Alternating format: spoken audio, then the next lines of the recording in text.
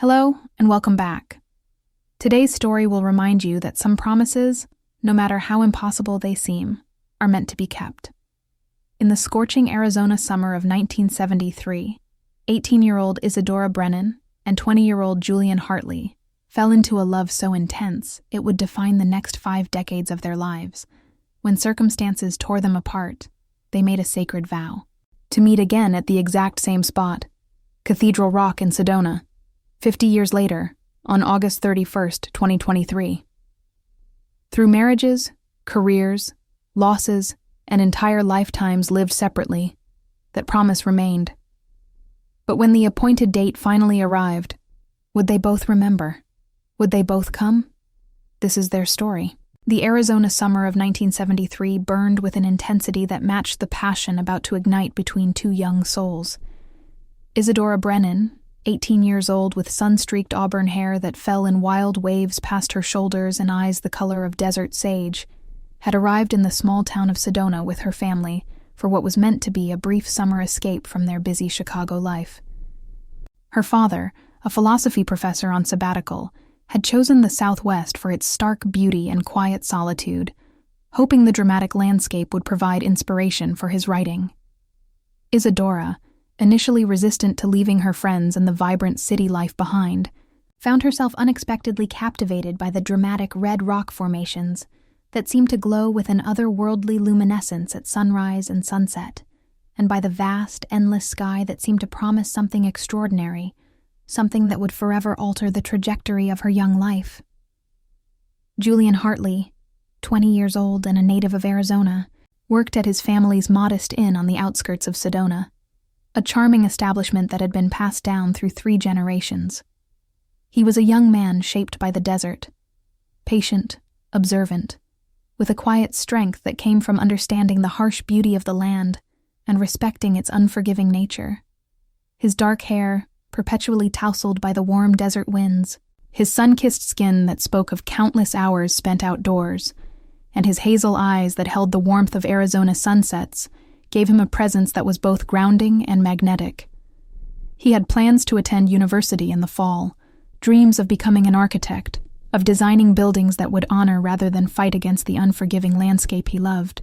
Julian carried within him a deep reverence for the land that had raised him, a connection to place that Isadora, in her urban upbringing, had never before encountered. Their first meeting was unremarkable in its ordinariness, yet profound in its impact. Isadora and her family checked into the Hartley family inn on a blazing afternoon in early June, the heat shimmering off the pavement in waves. Julian, helping at the front desk while his father tended to other guests, looked up as she entered, and their eyes met. In that instant, something fundamental shifted in the universe of their individual lives. It was not dramatic or sudden, but rather a quiet recognition, as if 2 souls that had been searching through separate lifetimes finally found what they hadn't even known they were looking for. The air between them seemed to still, the noise of the busy lobby fading into insignificance. Over the following weeks, as Isadora's family settled into their temporary Arizona life, she and Julian found themselves drawn together with an inevitability that felt both thrilling and terrifying. Their connection blossomed through shared moments that seemed to exist outside the normal flow of time, long walks among the red rocks at sunset, when the heat finally relented, conversations that stretched late into the warm desert nights under a canopy of stars more brilliant than Isadora had ever imagined possible, stolen glances across the inn's dining room that communicated volumes without a single word spoken. Julian showed her hidden trails known only to locals and secret viewpoints where the land revealed its most breathtaking beauty, places where the ancient rock formations seemed to hold the secrets of millennia. Isadora, in turn, shared her dreams of writing, of capturing the human experience in words, of seeing the world beyond the confines of her Chicago upbringing, of understanding the depth of human connection in ways her young heart was only beginning to comprehend. The love that grew between Isadora Brennan and Julian Hartley was intense in a way that only first love can be. It was a passion untainted by cynicism or past heartbreak, a belief in the absolute certainty of their connection. Every touch sent shivers through their bodies despite the summer heat. Every kiss felt like a discovery of uncharted territory. Every moment together seemed to exist outside of time itself.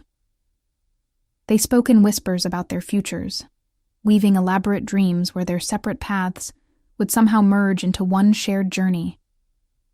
The Arizona summer heat intensified their emotions, the stark beauty of the landscape serving as a backdrop to a love that felt as vast and eternal as the desert itself. Julian took Isadora to Cathedral Rock one evening in mid-July, as the sun began its descent toward the horizon.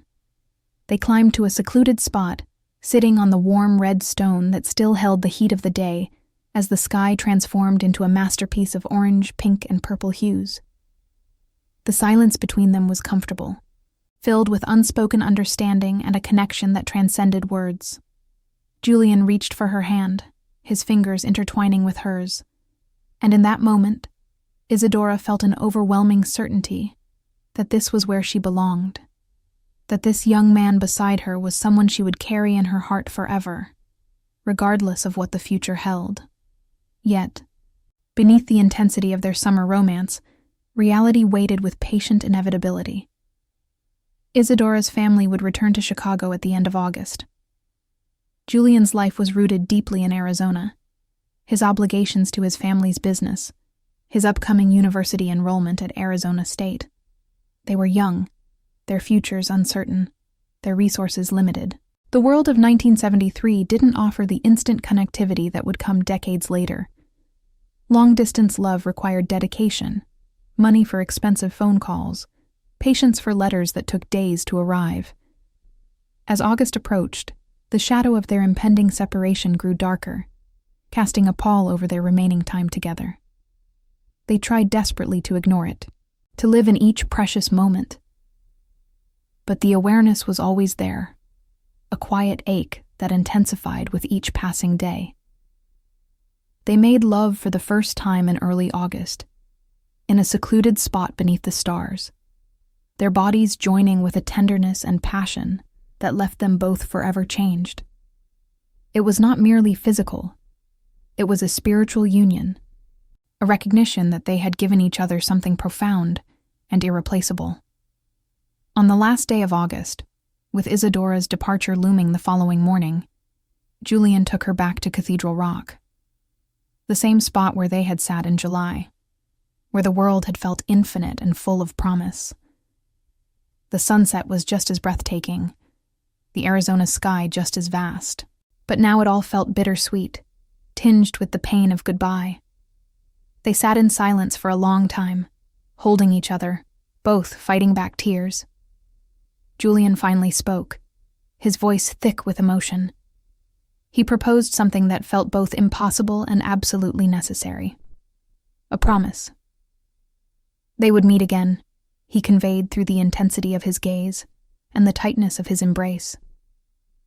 Right here, at this exact spot on Cathedral Rock, 50 years from today, August 31st, 2023. No matter where life took them, no matter what happened, they would return. It was a vow born of desperation and hope, a way to make their love feel less finite, to believe that this wasn't truly an ending. Isadora, tears streaming down her face, agreed. She would be here. 50 years seemed like an eternity, an impossible distance. Yet in that moment, it felt like the only way to survive the unbearable present. They sealed their promise with a kiss that tasted of salt and sorrow, a kiss that carried the weight of all their unspoken words and shattered dreams. The next morning, Isadora left Sedona. She looked back as her family's car pulled away from the Hartley Inn, catching one last glimpse of Julian standing in the doorway, his hand raised in farewell. The Arizona landscape that had witnessed their love slowly disappeared from view, but the ache in her heart only intensified with every mile. Neither Isadora Brennan nor Julian Hartley could have known, in that summer of 1973, that their promise would become the anchor of their entire lives, a nostalgic beacon that would guide them through 5 decades of joy, sorrow, and the relentless passage of time. The drive back to Chicago felt interminable for Isadora Brennan. She sat in the back seat of her family's station wagon, her forehead pressed against the cool glass of the window, watching the Arizona landscape gradually transform into different terrain as they moved eastward. The red rocks of Sedona gave way to flatter desert, then to grasslands, then to the Midwest she had always known. Each mile felt like a physical separation from Julian Hartley, as if an invisible cord connecting them was being stretched thinner and thinner, threatening to snap under the strain of distance.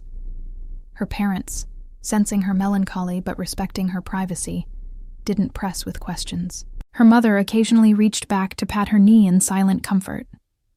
Her father kept his eyes on the road, though Isadora caught him glancing at her in the rearview mirror with concern.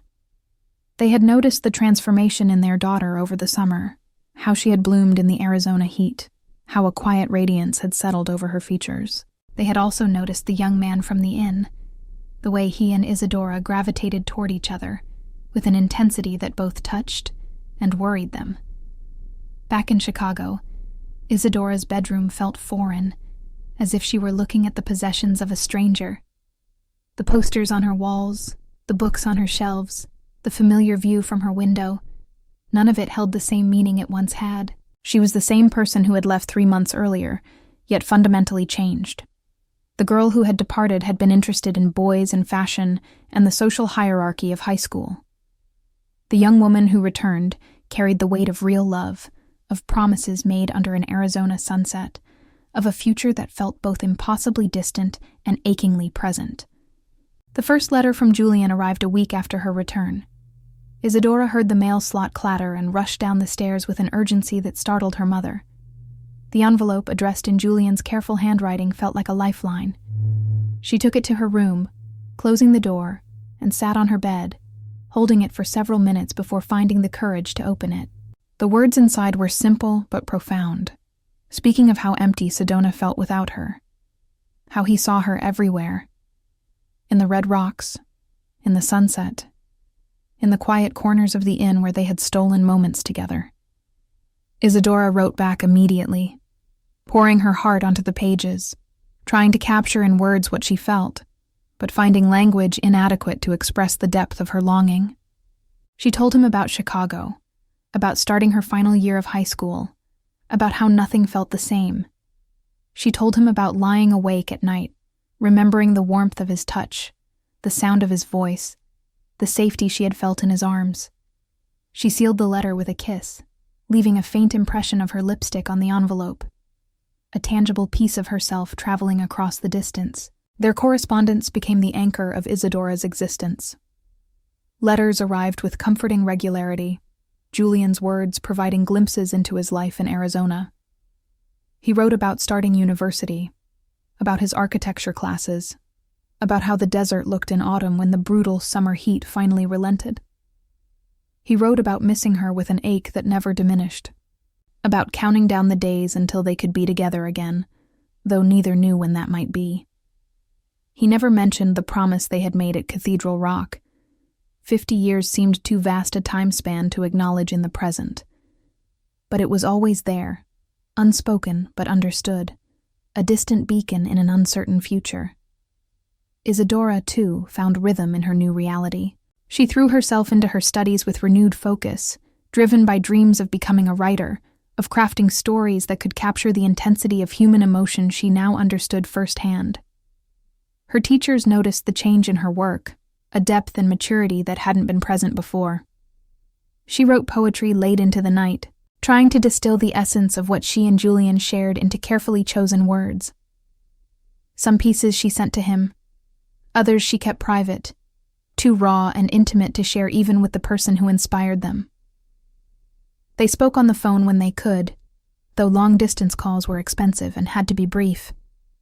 Isadora's father, sympathetic to her heartbreak, occasionally allowed her longer conversations, though he gently reminded her of the financial constraints. Those calls were bittersweet. Julian's voice in her ear felt like a miracle, yet the limitations of time and the awareness of the distance made each goodbye feel like a small death. They learned to pack entire conversations into minutes, speaking quickly, urgently, trying to convey in brief exchanges what letters took pages to express. As 1973 turned into 1974, the initial intensity of their separation began, inevitably, to shift. Not diminish. The love remained as strong, the promise as sacred, but the sharp pain of fresh loss gave way to a duller, constant ache. Isadora graduated from high school and enrolled at Northwestern University, choosing to stay close to home partly out of financial practicality and partly because distance from Arizona felt insurmountable enough without adding more miles. Julian continued his studies at Arizona State, his architecture designs increasingly influenced by the landscape that held so many memories of their summer together. They both dated others, tentatively, driven by loneliness and the social expectations of young adulthood. Isadora went to college parties, accepted invitations from classmates, who found her mysterious and compelling. Julian, handsome and kind, attracted attention from girls in his program. Yet neither connection felt real. Every kiss from someone else only highlighted the absence of the right person. Every attempt at intimacy felt like a betrayal, though they had made no explicit promises of exclusivity. The ghost of what they had shared in Arizona haunted every new relationship, making anything else feel hollow by comparison. In the spring of 1975, nearly 2 years after their separation, Isadora received a letter that would alter the trajectory of her carefully maintained hope. Julian wrote about meeting someone, a classmate in his architecture program. He was honest, painfully so, about the connection he felt, about the guilt that accompanied it, about the confusion of trying to honor what he and Isadora had shared while also acknowledging the reality of their separate lives. He didn't ask for permission or release from their promises.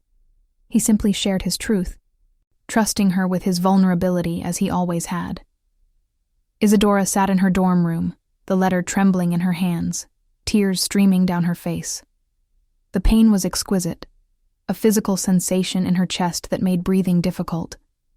Yet beneath the heartbreak was a strange relief. She too had been struggling with the impossibility of their situation, wondering if it was fair to hold so tightly to a summer romance while life continued to unfold around them. She wrote back, her words careful and honest.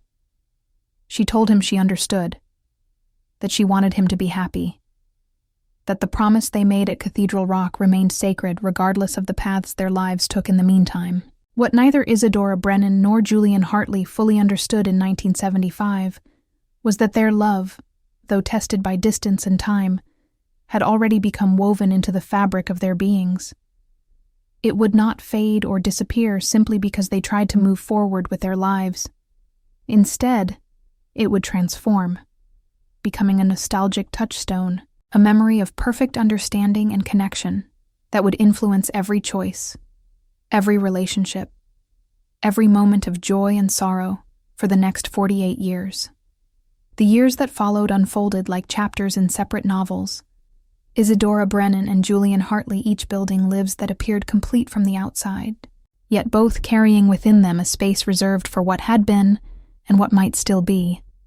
The promise made at Cathedral Rock on that August evening in 1973 became something they rarely spoke of, even in their private thoughts, yet it remained as fundamental to their existence as breathing, shaping decisions and coloring experiences in ways neither fully acknowledged. Julian Hartley married Rebecca Chen in the spring of 1978 in a small ceremony in Phoenix attended by family and close friends. Rebecca was a fellow architecture student, brilliant and pragmatic, with a vision for sustainable design that matched Julian's own emerging philosophy. She had sleek black hair that she wore in a practical bun, sharp, intelligent eyes, and a laugh that came easily. Julian loved her, or convinced himself that he did, in the way one loves a trusted partner, a kindred spirit, someone who understands your professional dreams and shares your daily life.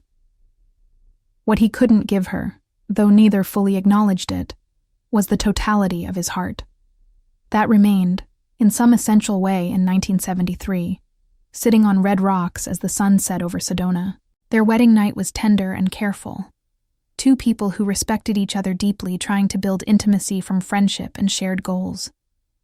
Rebecca sensed, with the intuition that comes from truly seeing someone, that Julian carried something he couldn't or wouldn't share.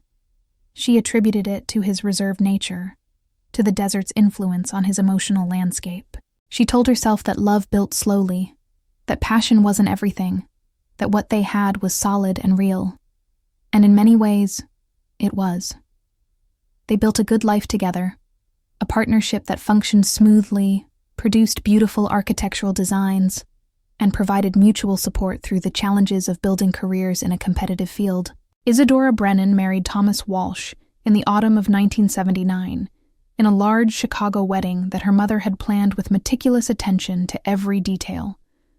Thomas was a journalism professor at Northwestern, 12 years her senior, with graying temples, kind eyes, and a gentle manner that made Isadora feel safe. He had been married before briefly, and approached their relationship with a caution born of past hurt. Isadora appreciated his steadiness, his intellectual curiosity, the way he encouraged her writing without attempting to control or direct it. She convinced herself that what they shared was mature love, the kind built on respect and compatibility rather than the overwhelming intensity of youth. Their wedding night was comfortable and affectionate, two people who genuinely cared for each other trying to create something lasting. Yet Isadora found herself, in the quiet aftermath, thinking of Arizona, of Julian, of a different kind of intimacy that had felt like coming home to a place she'd always belonged, but never known existed. She pushed the thoughts away, telling herself firmly that she was building a real life with a good man, that summer romances were meant to remain beautiful memories rather than blueprints for adult relationships. The 1980s brought professional success and personal challenges for both Isadora and Julian. Isadora earned her master's degree in journalism and began working for the Chicago Tribune, starting in the city desk and gradually moving toward feature writing. Her articles were distinguished by their emotional depth, her ability to find the universal in the particular, to capture in words the essence of human connection and loss. Her editors praised her talent. Her readers wrote letters expressing how her stories had moved them.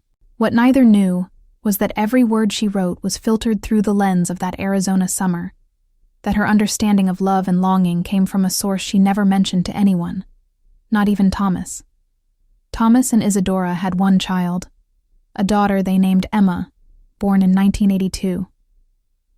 Isadora threw herself into motherhood with the same intensity she brought to her writing, determined to be present, engaged, devoted. Emma was a bright, curious child, with her mother's auburn hair and her father's thoughtful nature. Watching her daughter grow, Isadora sometimes found herself calculating what Julian might look like now, whether he had children, whether he ever thought of her. She never searched for him, never broke the implicit agreement that they would honor the promise made at Cathedral Rock by not attempting contact until the appointed time. The discipline required was immense, particularly in the years before the internet, when finding someone would have required deliberate effort and detective work. Yet she maintained it, this sacred separation, believing somehow that to reach out early would diminish the power of what they had promised. Julian and Rebecca did not have children, a source of quiet grief for Rebecca as the years passed. They tried, consulted specialists, explored various options, but it simply didn't happen. Julian accepted this with his characteristic stoicism, though he sometimes wondered if some part of him had unconsciously resisted, unwilling to build a family with someone who, despite his genuine affection for her, wasn't the person his soul had chosen all those years ago. He never voiced this thought, barely acknowledged it even to himself, but it existed nonetheless, a shadow understanding that complicated his marriage in ways he couldn't articulate. His architectural career flourished through the 1980s and into the 1990s. Julian's designs became known for their integration with natural landscapes, buildings that seemed to emerge from, rather than impose upon the land. He won awards, gave lectures, mentored younger architects. His work took him throughout the Southwest and occasionally beyond, yet he always returned to Arizona, to the desert that held his deepest memories. He bought a house in Scottsdale with Rebecca, a beautiful modern structure that honored the principles he'd been developing since his student days. Yet his favorite room was a small study with a window facing east, toward Sedona. where he would sit in the early mornings with coffee, his thoughts drifting to a promise made decades ago. August 31st became a sacred date for both Isadora and Julian, though neither spoke of it to their spouses or anyone else. Each year, on that date, they would find themselves unusually quiet, withdrawn into private thoughts that couldn't be shared. Isadora would sometimes drive out of Chicago, finding a quiet spot in the countryside where she could sit alone and remember. Julian would take a day off work, telling Rebecca he needed time to think, and drive out to Cathedral Rock, though never climbing to the exact spot of their promise. That was reserved for 2023. But he would sit in his car, looking at the red rocks, remembering an 18-year-old girl with sun-streaked hair and sage-green eyes who had seen into his soul with a clarity no one since had matched. The 1990s brought changes that would ultimately shift the trajectories of both their lives. In 1994, Thomas Walsh died suddenly of a heart attack at 57. Isadora, 43 at the time with a 12-year-old daughter, found herself a widow, navigating grief that was complicated by guilt. She had loved Thomas, truly cared for him, appreciated the life they'd built together. Yet she couldn't escape the awareness that she had never given him all of herself. That part of her heart had always belonged to someone else. The grief was real, but so was a sense of release she couldn't admit to anyone. A feeling that perhaps life was giving her permission to stop pretending that what she and Thomas had shared was the great love she'd known it wasn't. For Julian, change came differently. Rebecca's career took off in the mid-1990s, her designs winning international recognition. She began traveling extensively, spending weeks at a time in Europe, Asia, South America. Their marriage, always more partnership than passion, became increasingly about coordinating schedules and sharing professional updates. They were affectionate roommates more than lovers, two people who respected each other deeply but no longer pretended to be in love. They never fought, never had dramatic arguments. The relationship simply faded into comfortable coexistence, both aware of what was missing, but neither willing or able to address it directly. As the millennium approached, both Isadora at 48 and Julian at 50 found themselves taking stock of their lives. Isadora's daughter Emma was in high school, preparing for college. Isadora's career was established, her reputation solid. She had survived widowhood, built a good life as a single mother, maintained close friendships and professional relationships. Yet increasingly, her thoughts turned to Arizona, to a promise made a quarter-century earlier that somehow felt more real, more significant than much of what had filled the intervening years. Julian's marriage to Rebecca ended not in divorce, but in gentle dissolution. In 1998, after 20 years together, they sat down and acknowledged what had long been unspoken. They cared for each other deeply, but had never truly been in love. Rebecca had met someone else, a fellow architect with whom she felt a connection that had eluded her marriage to Julian. She approached him with honesty and kindness, expecting hurt and finding instead a sort of relief that mirrored her own. They separated amicably, remaining friends, their respect for each other intact, even as they acknowledged the failure of their romantic partnership. For Julian, the separation felt like a door opening. He was 51 years old, alone for the first time since his 20s, and increasingly aware that the appointed time was approaching. 25 years remained until August 31st, 2023. A quarter-century seemed simultaneously like an eternity, and like no time at all. He didn't know if Isadora had remembered, if she would honor the promise, if the summer of 1973 held the same sacred significance for her as it did for him. But he knew, with a certainty that defied logic, that he would be at Cathedral Rock on that date, waiting to see if true love could indeed transcend time itself. Isadora, too, felt the approach of the appointed date with increasing awareness. As the millennium turned and the 2000s began, she found herself calculating years, marking time not by Emma's school years or career milestones, but by the distance remaining until August 31st, 2023. She didn't know if Julian remembered, if he had kept the promise in his heart, as she had, if he had thought of her over the decades with the same nostalgic intensity that colored her memories.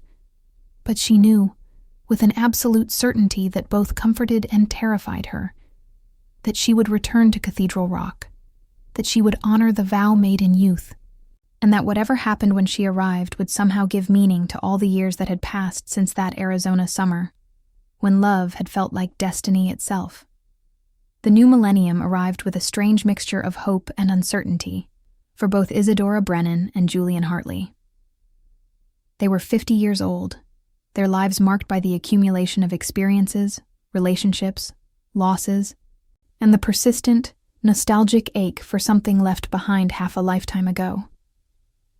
The promise made at Cathedral Rock in 1973 no longer seemed like a distant abstraction, but rather an approaching reality that both excited and terrified them in equal measure. Isadora had remained in Chicago following Thomas's death, focusing on raising Emma while continuing her journalism career. Her writing evolved during this period, moving from newspaper features to longer-form magazine pieces, and eventually to essays that explored themes of memory, loss, and the paths not taken. Her work resonated with readers who sensed an authenticity in her words, a lived understanding of longing that transcended mere craft. She dated occasionally, men her age or older who were kind and accomplished, yet none captured her interest beyond a few pleasant dinners. Her heart, she had come to accept, had been claimed decades ago, and no amount of rational thought could reclaim it. Emma left for college in 2000, and the empty nest intensified Isadora's introspection. She found herself sorting through old boxes in the basement, discovering journals and photographs from her youth. Among them, she found a single photograph from that Arizona summer. Herself and Julian standing near Cathedral Rock, both laughing, his arm around her shoulders, her head tilted toward his. The photograph, faded and creased, unleashed a flood of memories so vivid she could smell the desert heat, feel the warmth of his touch, hear the sound of his voice speaking, promises that had shaped her entire existence. Julian, newly divorced from Rebecca, found himself at a similar crossroads. He was 51, professionally successful, but personally adrift. He sold the Scottsdale house, too large and too filled with memories of a marriage that had never quite been real, and bought a smaller place closer to Sedona. His architectural practice continued, though he scaled back, taking on fewer projects, choosing work that aligned with his values rather than his bank account. He spent more time in the desert, taking long hikes among the red rocks, feeling the land heal something in him that had been fractured for decades. The years that followed were marked by a growing awareness for both Isadora and Julian that they were moving inexorably toward August 31st, 2023. Neither had forgotten, though decades had passed without contact. The promise remained sacred, a beacon that had guided them through marriages, careers, losses, joys. As each August 31st passed, the countdown became more acute. 20 years remaining, 15, 10. In 2010, at 60, Isadora retired from full-time journalism. Emma was married now, living in Boston, beginning her own family. Isadora found herself with time and freedom she hadn't possessed in decades. She began traveling, visiting places she'd always wanted to see: Paris, Rome, Tokyo. Yet no destination moved her the way Arizona had. She found herself, almost against her will, booking a trip to Sedona in 2012, 40 years after that pivotal summer. She stayed at a hotel, walked among the red rocks, felt the desert sun on her skin. She drove past Cathedral Rock but didn't stop, didn't climb to the spot where they had made their promises. That was reserved for 2023. To arrive early would somehow break the sacred nature of their agreement. Julian, at 62, experienced his own pilgrimage. He had never left Arizona, had remained close to the land that held his deepest memories. Yet in 2013, he made a decision that surprised even himself. He reached out to the new owners of his family's old inn and arranged to visit. Walking through rooms where he had first seen Isadora, where their love had blossomed, brought both pain and a strange peace. The physical space had changed, remodeled and updated, yet the essence remained. He could still feel her presence, still see her 18-year-old face laughing at something he'd said, still remember the absolute certainty they had both felt that their connection was eternal. The 2010s brought both Isadora and Julian into their late 60s, that stage of life when mortality becomes less abstract and more immediate. Friends died, health scares occurred, the inevitable diminishments of aging became impossible to ignore. Yet with age came a clarity, a stripping away of pretense and social expectation. Isadora stopped dating, stopped pretending she might find love again. Her heart belonged to someone she hadn't seen in nearly 5 decades, and she accepted this with grace rather than regret. Julian, too, made peace with his solitude, recognizing that some loves are meant to remain singular, defining, impossible to replicate. As 2020 arrived, both Isadora and Julian were 68 years old. The pandemic that swept the world that year created an unexpected period of isolation and reflection. Isadora, alone in her Chicago apartment during lockdown, found herself consumed with thoughts of the approaching date. 3 years remained. Would Julian be there? Would he remember? Had he survived the decades? The uncertainty was agonizing, yet also strangely beautiful. The promise had sustained her through a lifetime. Soon she would know if faith had been justified. Julian, isolated in his Sedona home, experienced similar thoughts. He was healthy for his age, active, still taking long hikes despite occasional knee pain. Yet he was acutely aware that 3 years was simultaneously no time at all and an eternity. Anything could happen. He might not survive. Isadora might not. The world itself might end. Yet he found comfort in the promise, in the belief that some things were meant to be, that true love could transcend not just distance but time itself. As the world slowly emerged from pandemic restrictions in 2021 and 2022, both Isadora and Julian began practical preparations. Isadora booked a flight to Phoenix for August 30th, 2023, arranging a hotel in Sedona. Julian, already living nearby, simply marked the date on his calendar, circling it in red ink. August 31st, 2023. 50 years to the day since they had made their promise. Neither knew if the other would appear, yet both were absolutely certain they would be there, honoring a vow made in youth that had become the defining commitment of their entire lives. The new millennium brought with it a sense of both possibility and reckoning for Isadora Brennan and Julian Hartley. They were now in their late 40s, their lives shaped by decades of choices made, roads taken and not taken, loves found and lost. Yet the promise made at Cathedral Rock in 1973 remained, no longer a distant abstraction, but an approaching reality that colored their perception of time's passage. Isadora's daughter Emma left for college in 2000, heading to Boston University to study international relations. The empty nest brought with it a profound silence that forced Isadora to confront truths she had successfully avoided during the busy years of single parenthood. She was 49 years old, living alone in the Chicago brownstone that felt too large, working at a career that no longer challenged her the way it once had. She found herself increasingly drawn to writing about love and loss, about promises kept and broken, about the ways youth shapes the trajectory of entire lives. In 2003, on impulse she couldn't fully explain, Isadora took a sabbatical from her newspaper position and traveled back to Arizona for the first time in 30 years.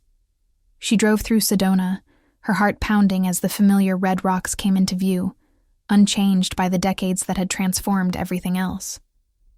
She didn't go to Cathedral Rock. The appointed time was still 20 years away. But she walked through the town, noting changes and continuities, feeling the desert heat on her skin and remembering with visceral clarity what it had felt like to be 18 and in love with an intensity that had never been replicated. Julian, too, found the early 2000s to be a time of reflection and reassessment. His divorce from Rebecca was finalized in 2001, and he found himself, at 52, living alone in a small house in Sedona that he had purchased specifically for its view of Cathedral Rock. He could see it from his bedroom window, a constant reminder of the promise that had shaped his life in ways he was only beginning to fully acknowledge. His architectural practice continued, though he had scaled back, taking fewer projects, focusing on quality over quantity, spending more time in contemplation than creation. The years passed with increasing momentum. Isadora's mother died in 2005, a loss that brought with it the complicated grief of burying the last parent, of becoming the older generation.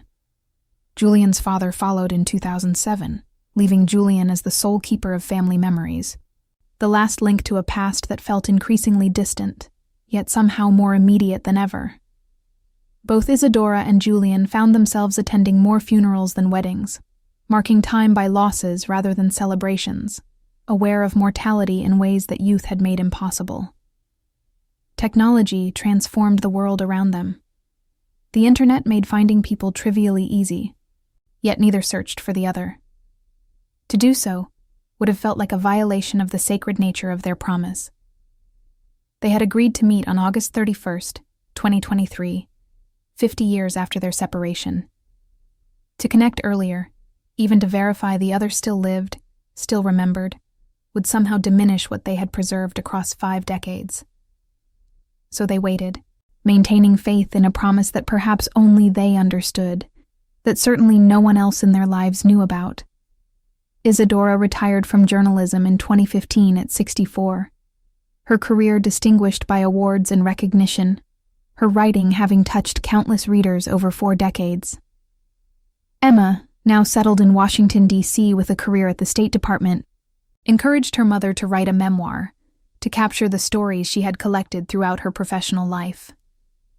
Isadora began the project, but found herself unable to complete it, the words always circling around a summer she couldn't adequately describe, a love that defied her considerable descriptive powers.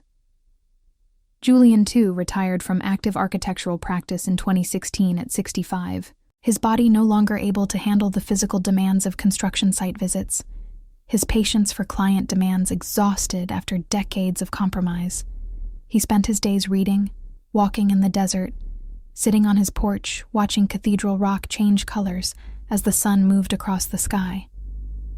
He dated occasionally, brief relationships with women who found his quiet intensity attractive, but nothing ever developed beyond surface connection.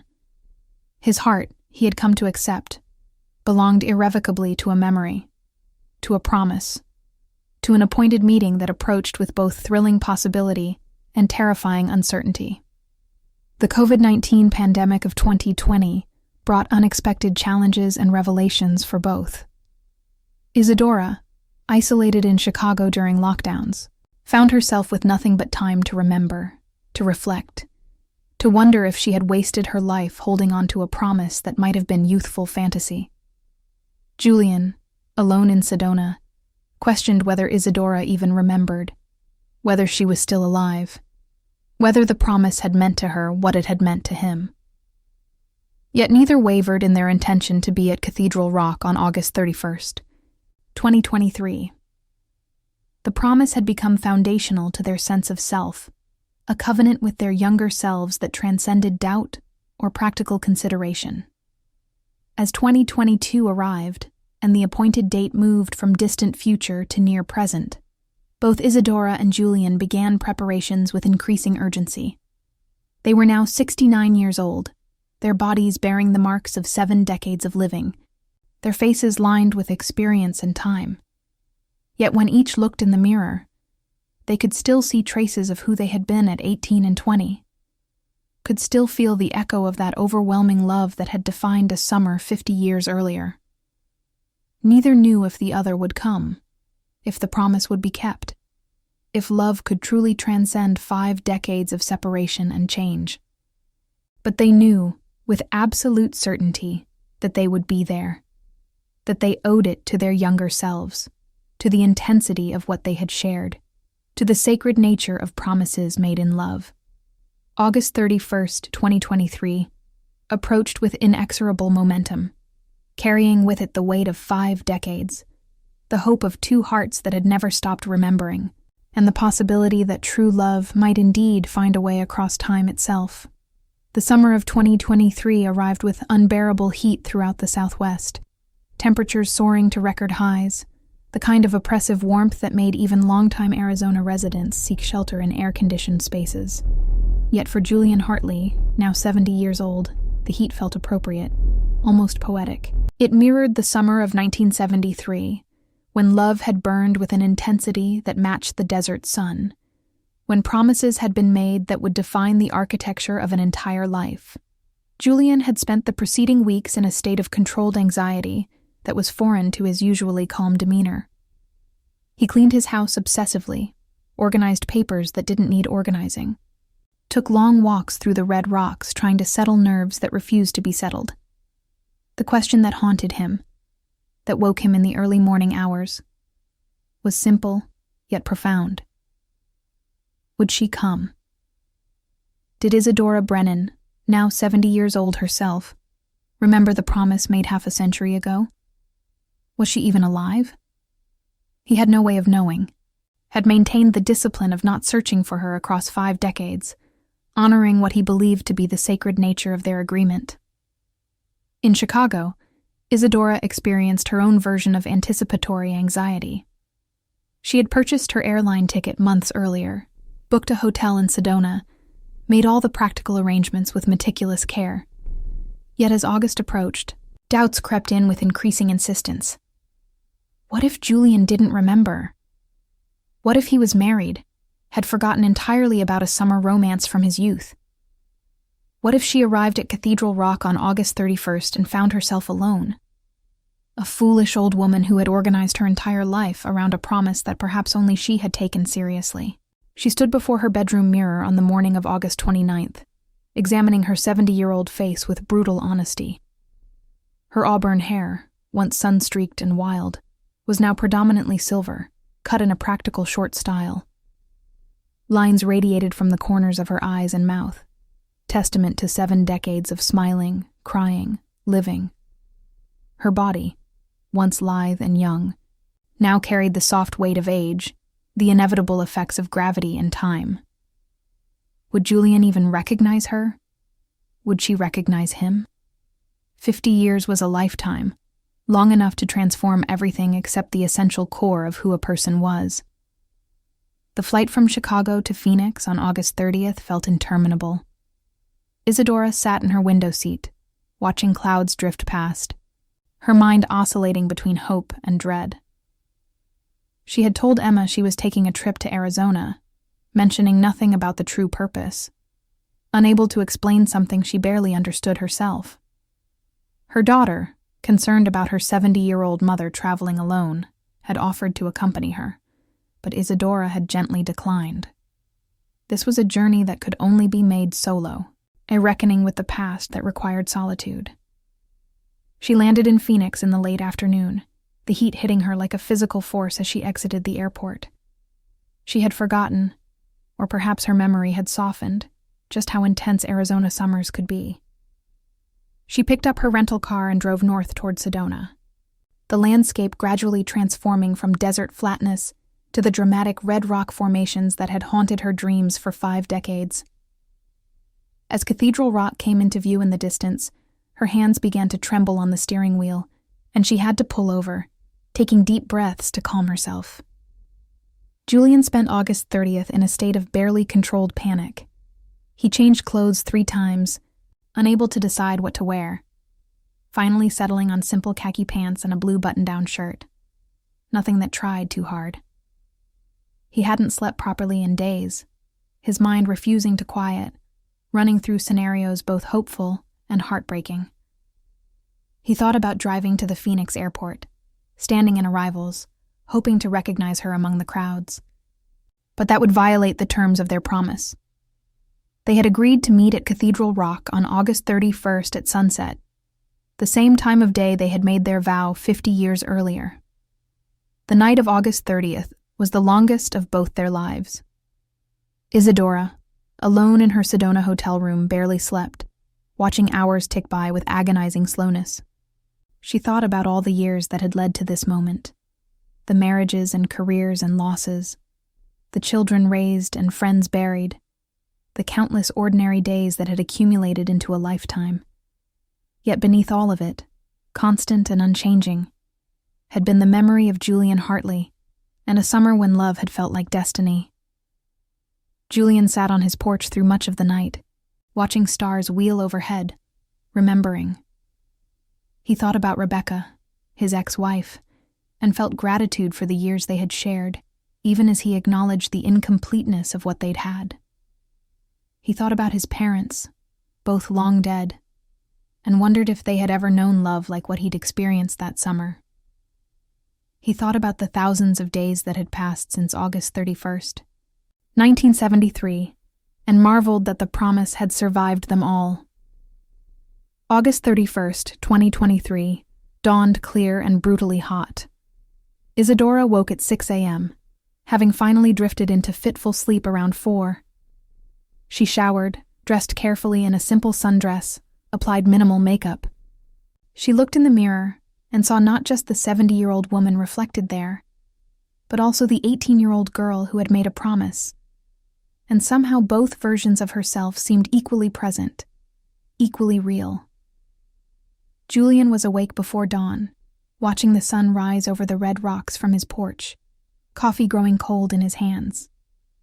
The day stretched before him with impossible length. Sunset wasn't until around 7 p.m., over 12 hours away. He didn't know how he would survive the wait. Both spent the day in restless motion. Isadora drove aimlessly through Sedona, noting changes and continuities, stopping at a cafe for lunch she couldn't eat. Julian cleaned his house again, made phone calls he didn't need to make, anything to pass the endless hours. As afternoon gave way to early evening, both began their journeys to Cathedral Rock. Isadora arrived first, parking in the lot at the base of the trail at 6:30. The sun was still high, the heat still intense, but beginning its descent toward the horizon. She sat in her car for 10 minutes, gathering courage, before finally opening the door and beginning the climb. Her body, no longer young, protested the exertion, but she pushed forward, driven by 5 decades of waiting. Julian arrived at 6:45, his heart pounding so hard, he wondered if this was what a heart attack felt like. He saw a rental car in the lot, wondered if it was hers, felt hope and terror in equal measure. He began climbing, his own aging body managing the trail with difficulty, yet determined. As the sun began its descent, painting the sky in shades of orange and purple, both Isadora Brennan and Julian Hartley climbed toward the spot where, 50 years earlier, they had made a promise that had shaped every day since. Neither knew if the other would be there, yet both climbed with absolute certainty that they had to be, that honoring this promise was perhaps the most important thing they would ever do. The climb to the top of Cathedral Rock tested both Isadora Brennan and Julian Hartley in ways that had nothing to do with physical exertion and everything to do with the weight of 5 decades pressing upon their hearts. Isadora reached the familiar spot first, her breath coming in labored gasps not entirely from the climb. The sun hung low on the horizon, painting the Arizona sky in those same impossible shades of orange, pink, and purple that had witnessed their promise half a century earlier. She stood at the exact location, recognizing it with a certainty that transcended memory, feeling the warm red stone beneath her feet, and waited. Her hands trembled. Her heart raced. 70 years of accumulated experience, of wisdom supposedly gained through living, dissolved into the raw vulnerability of 18-year-old hope and terror. What if he didn't come? What if she had spent 50 years organizing her life around a promise that only she had taken seriously? The minutes stretched with excruciating slowness as the sun continued its descent, each passing moment intensifying both her hope and her dread. Then she heard footsteps on the rock behind her. Slow, careful footsteps that spoke of age and determination in equal measure. She turned, and there he was. Julian Hartley stood 30 feet away, having just reached the summit, his chest rising and falling with exertion, his silver hair catching the fading sunlight. For a long moment, They simply stared at each other across the distance. Two elderly strangers who were somehow the most familiar people in each other's lives. 50 years had transformed their bodies, lined their faces, dimmed their eyes. Yet something essential remained absolutely unchanged. Isadora saw in his face the 20-year-old boy who had promised to wait, who had held her as they watched sunsets, who had believed with her in something impossible. Julian saw in her features the 18-year-old girl who had captured his soul, who had made him believe in destiny, who had given meaning to every day since. Neither spoke. Words felt inadequate, unnecessary, incapable of bridging 5 decades or capturing the enormity of this moment. Instead, Julian began walking toward her, each step deliberate, his eyes never leaving hers. Isadora remained frozen, tears streaming down her weathered cheeks, her hands pressed to her mouth, as if to contain emotions too large for her body to hold. When Julian finally reached her, standing close enough to touch, they both hesitated, suddenly uncertain. They were no longer young lovers moving with the confident passion of youth. They were 70 years old, bodies marked by time, hearts scarred by loss and disappointment. Yet as Julian slowly raised his hand to her face, gently touching her cheek with fingers that trembled, all the years dissolved. Isadora leaned into his touch, closing her eyes, feeling in that simple gesture every day of the 50 years they had spent apart. Julian pulled her into his arms, and Isadora collapsed against his chest, her body shaking with sobs that came from a place deeper than conscious thought. He held her tightly, his own tears falling silently into her silver hair, both of them overwhelmed by the sheer impossibility of this moment. They had made a promise as children, really. 2 people barely into adulthood with no understanding of how vast 50 years truly was. Yet they had kept it. Against all odds, despite marriages and careers and continents of emotional distance, they had kept it. They stood together as the sun completed its descent, painting Cathedral Rock in that particular quality of light that exists only in Arizona, only at sunset. The heat of the day gave way to the slight coolness of evening, the desert beginning its nightly transformation. Neither spoke, communication happening through touch, through the synchronization of their breathing, through the simple miracle of physical presence after 5 decades of absence. Finally, as stars began appearing in the darkening sky, Julian pulled back slightly, taking both of Isadora's hands in his. He studied her face with an intensity that felt like he was memorizing every line, every changed feature, seeing through the 70-year-old woman to the girl he had loved, and somehow loving both versions simultaneously. Isadora did the same, her eyes tracing the contours of his face, noting the silver hair, the deeper lines, the slight stoop of shoulders that had once been straight and strong, yet finding in all of it the essential Julian who had never left her heart. Without words, they sat together on the warm stone, exactly as they had 50 years earlier, their bodies close, his arm around her shoulders, her head against his chest. The position felt both foreign and utterly natural, their aged bodies fitting together with the same rightness that had existed in youth.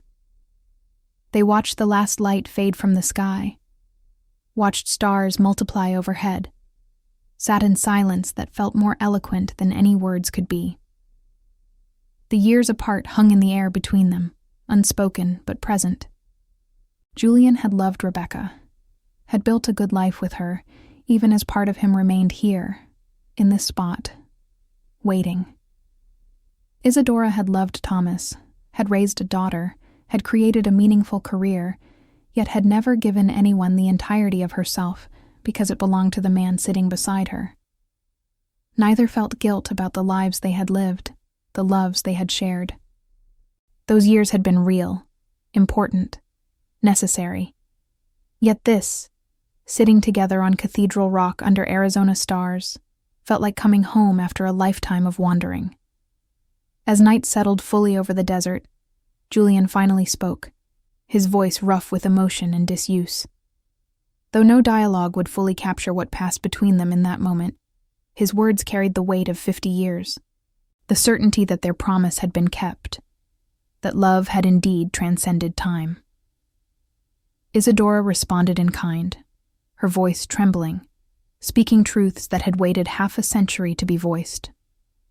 They talked through the night, sharing abbreviated versions of the lives they had lived, the people they had loved and lost, the joys and sorrows that had filled 5 decades.